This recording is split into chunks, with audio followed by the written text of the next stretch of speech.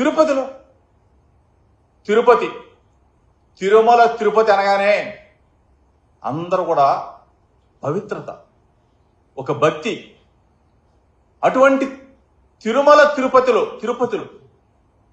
ఏ విధంగా దౌర్జన్యాలు చేస్తారా, కొడతారా?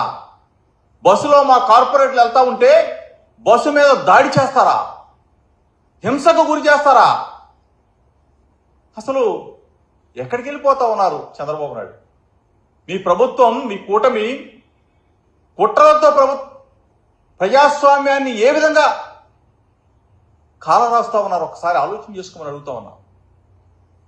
ఒక పక్కనేమో మేమేమో శుద్ధహస్తులం అంటారు, మేమేమో మీ పార్టీ వాళ్ళు రిజైన్ చేస్తే తప్ప మా పార్టీలో చేరటానికి వీలు లేదని చెప్తారు, శ్రీరంగ నీతులు చెప్తారు.